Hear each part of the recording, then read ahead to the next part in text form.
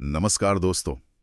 एक ऐसे कुरुक्षेत्र की ओर चलते हैं जहां अस्त्र शस्त्र लोहे या लकड़ी के नहीं हैं।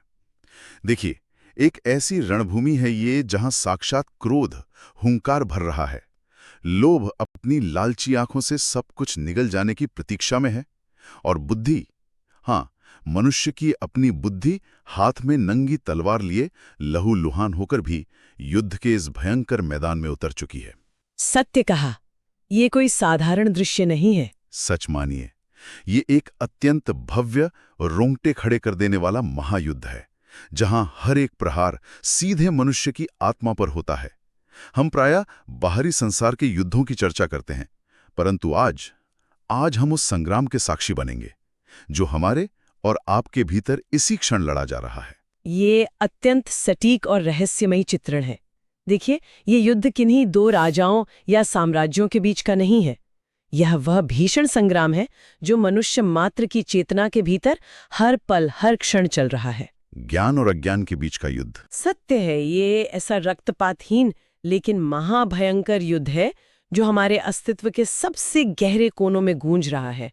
और इसका सबसे बड़ा रहस्य ये है कि अधिकांश मनुष्यों को तो ये भान ही नहीं है कि वे इस युद्ध के बंदी हैं। और इसी रहस्यमयी अंधकारमय रणभूमि का सजीव चित्रण किया है 11वीं सदी के महान कवि कृष्ण मिश्र ने। उनकी अमर रचना, उनका महानाटक प्रबोध चंद्रोदय। आज हम उस असली युद्ध के मर्म को समझेंगे जो इंसानी मस्तिष्क के भीतर लड़ा जाता है, जहां हर विचार एक योद्धा है और हर भावना एक धारदार हथियार। कवि कृष्ण मिश्र ने एक ऐसा मार्ग चुना जो उस युग के लिए सर्वथा नवीन और चमत्कारी था। उस कालखंड की पृष्ठभूमि को समझना भी आवश्यक है। ये 11वीं सदी का समय था। चंदेल राजवंश के प्रतापी राजा कीर्तिवर्मा का काल। समाज में पाखंड और मिथ्या ज्ञान का भारी बोलबाला था। ऐसे में कृष्ण मिश्र ने अद्वैत वेदांत के अत्यंत गूढ़ दर्शन को समझाने का बीड़ा उठाया। अद्वैत वेदांत, जिसका मूल सिद्धांत है कि परम सत्य एक ही है, हाँ, और बाकी सब माया का भ्रम है। परंतु इस अमूर्त सत्य को जनमानस तक कैसे पहुंचाया जाए, इसलिए उन्होंने निर्जीव सिद्धांतों को नहीं बल्कि हमारे भीतर उठने वाले अमूर्त विचारों को ही जीवित पात्र बना दिया, उनमें प्राण फूंक दिए। यही इस महाकथा का सबसे रोमांचक मोड़ है। यहां नायक कोई हाड़ मांस का साधारण योद्धा नहीं है। यहां महानायक है विवेक, अर्थात हमारी शुद्ध जागृत बुद्धि, वो शक्ति जो सत्य और असत्य के बीच भेद कर सकती है। और उसकी नायिका है उपनिषद, अर्थात परम ज्ञान। जब विवेक और परम ज्ञान मिलते हैं तभी अंधकार का पूर्ण नाश होता है। परंतु कोई भी महाकथा अपने खलनायक के बिना पूर्ण नहीं होती, और यहां शत्रु इतना भयंकर है कि उसका नाम सुनकर ही चेतना कांप उठे।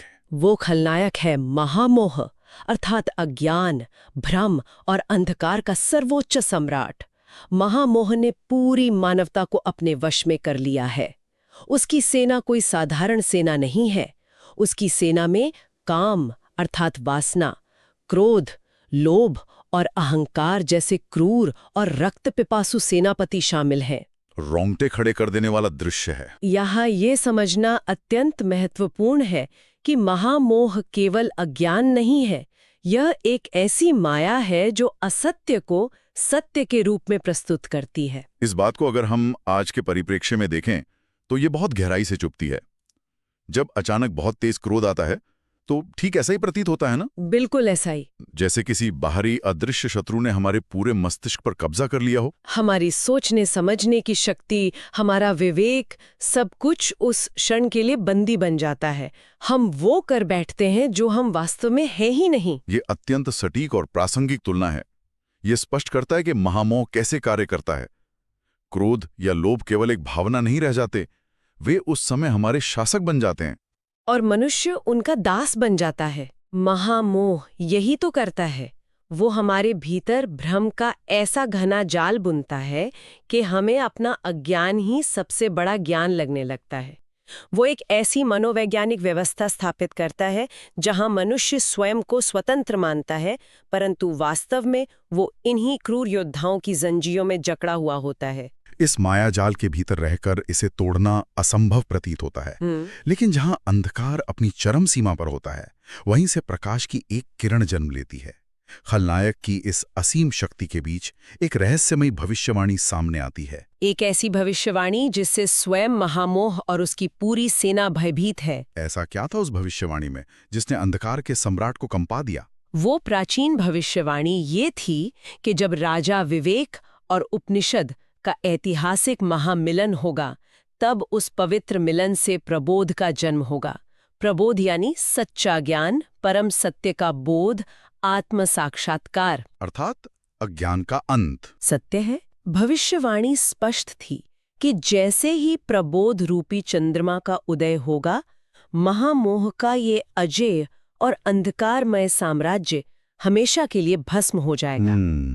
इसी भविष्यवाणी ने महामोह की रातों की निस्तब्धता को भंग कर दिया। भयभीत होकर महामोह सीधे युद्ध नहीं करता। वो जानता है कि जागृत विवेक को सामने से हराना अत्यंत कठिन है, इसलिए वो छल और कपट का सहारा लेता है। वो अपने सबसे भयानक मोहरों को आगे करता है। हाँ, काम, क्रोध और लोभ को गुप्त रूप से भेजता है। उनका लक्ष्य है विवेक के सबसे वीर और निष्ठावान सैनिकों, शांति और संतोष को भ्रष्ट करना, उन्हें भीतर से खोखला कर देना। परंतु यहाँ एक बहुत बड़ा और तार्किक प्रश्न उठता है। हम हमेशा सुनते आए हैं कि संतोष सबसे बड़ा धन है, सबसे बड़ी ढाल है। सत्य है। यदि किसी के भीतर सच्चा संतोष है, तो फिर लोभ उसे कैसे परास्त कर सकता है? क्या शांति और संतोष जैसे श्रेष्ठ गुण इतने दुर्बल होते हैं कि क्रोध और लालच का पहला प्रहार ही उन्हें छिन्न भिन्न कर दें? यही तो महामोह की चाल है। यदि एक मनुष्य पूरी तरह से संतुष्ट है, तो लोभ के प्रवेश का मार्ग ही कहाँ बचता है? ये थोड़ा अतार्किक और निराशाजनक प्रतीत होता है। यह प्रश्न इस महाकथा के सबसे गहरे मनोविज्ञान को छूता है। इसका उत्तर सीधे प्रहार में नहीं, बल्कि छल की प्रक्रिया में छिपा है। महामोह कभी भी संतोष पर सीधा वार नहीं करता। वो पाखंड और मिथ्या धारणाओं का उपयोग करता है। पाखंड का? हाँ, वह लोभ को एक सद्गुण का मुखौटा पहना देता है। उदाहरण के लिए, एक संतुष्ट मनुष्य के मन में महामोह यह विचार डालता है कि यह धन तुम्हें अपने लिए नहीं, बल्कि अपने परिवार के सुरक्षित भविष्य के लिए चाहिए, या यह शक्ति तुम्हें धर्म की रक्षा के लिए चाहिए। सर्वथा सत्य। जैसे ही लोभ को कर्तव्य या आवश्यकता का आवरण मिल जाता है, संतोष भ्रमित हो जाता है। अद्भुत। अर्थात युद्ध केवल भावनाओं का नहीं, बल्कि धारणाओं का है। अज्ञान हमारी शक्ति से नहीं लड़ता, वो हमारी दृष्टि को ही दूषित कर देता है। जब मार्गदर्शन ही भ्रष्ट हो जाए, तो श्रेष्ठ योद्धा भी अपना मार्ग भूल जाते हैं। और महामोह ये भ्रम पैदा करता है कि जिसे हम धर्म मान रहे हैं, वो वास्तव में धर्म है ही नहीं। इस प्रकार संतोष लोभ में बदल जाता है और शांति अकारण क्रोध में परिवर्तित हो जाती है। नाटक में कृष्ण मिश्र ने उस समय फैले पाखंडी संप्रदायों का अत्यंत तीखा चित्रण किया है। जब पाखंड और अंधविश्वास को ही सच्चा ज्ञान मान लिया जाता है, तब समाज भ्रम के उस गर्त में गिर जाता है जहां सत्य और असत्य का भेद मिट जाता है। यह एक ऐसा मनोवैज्ञानिक चक्रव्यूह है जो मनुष्य को भीतर से तोड़ देता है। और जब चारों ओर से धोखे और निराशा के बादल घेर आते हैं, जब ऐसा लगता है कि महामोह की विजय निश्चित है, तब हमारा नायक पलटवार करता है। अपनी सेना के छिन्न भिन्न होने के बाद भी विवेक हार नहीं मानता। वो अपना साहस पुनः एकत्रित करता है। उसे यह भान हो जाता है कि अकेले बुद्धि के बल पर इस पाखंड और अज्ञान के महासागर को पार नहीं किया जा सकता। इसलिए वो श्रद्धा, भक्ति और मति अर्थात गहरी समझ और विवेकपूर्ण दृष्टि को अपने साथ जोड़ता है। यह एक प्रचंड पलटवार की शुरुआत है। और फिर रणभूमि में वो दृश्य उपस्थित होता है जो किसी के भी भीतर चेतना का संचार करते। एक तरफ अहंकार अपने पूरे घमंड और विशाल भयावह रूप के साथ खड़ा है, और दूसरी तरफ विवेक। इन दोनों के बीच का वो मानसिक युद्ध, जहां तलवारों की झंकार नहीं, बल्कि विचारों की गर्जना है। ये सबसे बड़ा युद्ध है जो कभी लड़ा गया। अहंकार हुंकार भरते हुए कहता है कि मैं ही सब कुछ हूं, मैं ही करता हूं, और विवेक पूरी शांति, दृढ़ता और स्थिरता से उसका सामना करता है। लेकिन एक और दुविधा यहां जन्म लेती है। अगर विवेक हमारी सर्वोच्च बुद्धि है, तो वो अहंकार के सामने दुर्बल कैसे पड़ सकता है? क्या बुद्धिमान होने का अहंकार सबसे सूक्ष्म और घातक नहीं होता? इतिहास साक्षी है कि बड़े बड़े ज्ञानियों का विवेक उनके ही अहंकार के कारण नष्ट हो गया। तो फिर विवेक इस चक्रव्यूह को कैसे तोड़ता है? वो अहंकार जैसे मायावी सेनापति को कैसे परास्त करता? यह एक अत्यंत ही मर्मभेदी अवलोकन है, सत्य है। बुद्धि स्वयं को सर्वोच्च मानने की भूल कर बैठती है और वहीं अहंकार प्रवेश कर जाता है। बुद्धि का अहंकार सबसे घातक होता है क्योंकि वह ज्ञान का आवरण ओढ़े रहता है। इसे केवल बुद्धि या तर्क से नहीं हराया जा सकता, क्योंकि तर्क अहंकार को और अधिक पुष्ट करता है। यही कारण है कि विवेक को श्रद्धा और भक्ति का अटूट साथ चाहिए होता है। अर्थात जहां तर्क और बुद्धि की सीमा समाप्त हो जाती है, वहां समर्पण कार्य करता है। सटीक कहा। अहंकार का मुख्य भोजन है मैं जानता हूं, मैं करता हूं।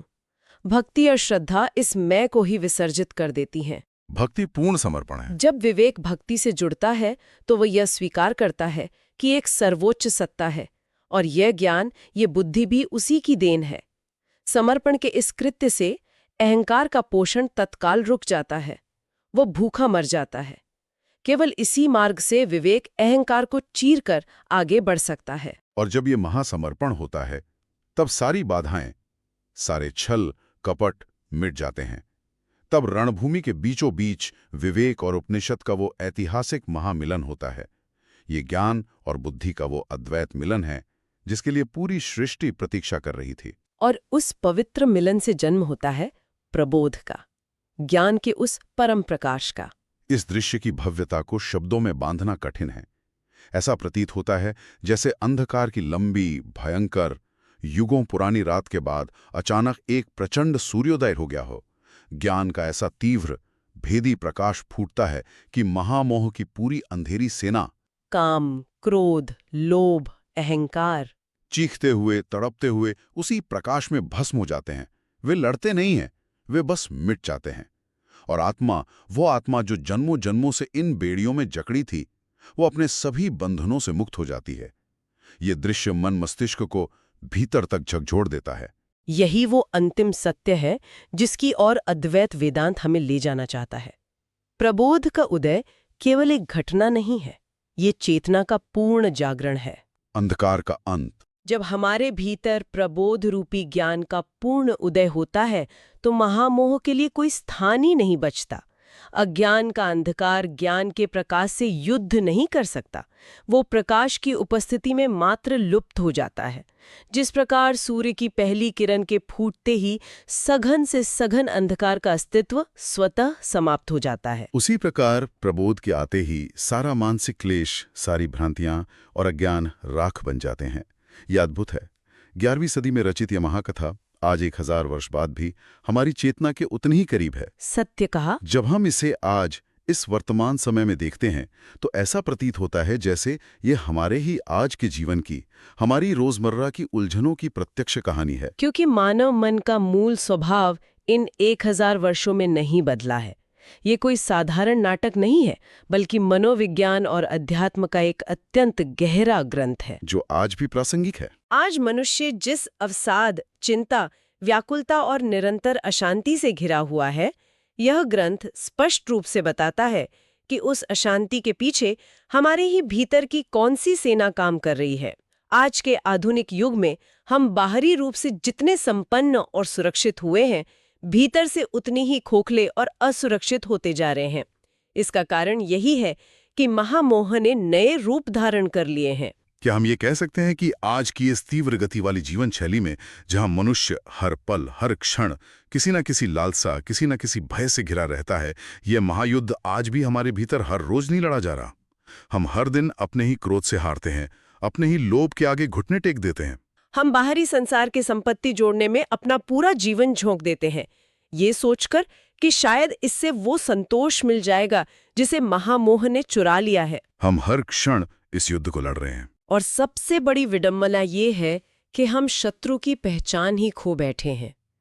नाटक में मौजूद व्यंग्य आज के अंधविश्वासों और मिथ्या आचरण पर भी उतनी ही गहरी चोट करता है जितनी उस युग में करता था। आज भी महामोह नए नए रूप धरकर नई नई इच्छाओं और कृत्रिम आवश्यकताओं के रूप में हम पर निरंतर प्रहार करता है। तो असली विजय क्या है? असली विजय किसी बाहरी साम्राज्य को जीतने में नहीं है, नहीं भौतिक संपदा का पहाड़ खड़ा करने में है। असली विजय तो अपने ही भीतर मन की गहरी कंदराओं में बैठे उस महामोह को पहचानने और उसे हराने में है। तो फिर आज के इस भ्रमित समाज में एक सामान्य मनुष्य के लिए इस महाकथा का व्यवहारिक सार क्या है? हम रोजमर्रा के जीवन में इस ज्ञान का उपयोग कैसे कर सकते हैं? जब काम या क्रोध का प्रहार हो तो हम प्रबोध को कैसे जागृत करें? इसका व्यवहारिक समाधान श्रद्धा और मति को अपने जीवन में उतारने में है, जिसे हम आज सजगता कह सकते हैं।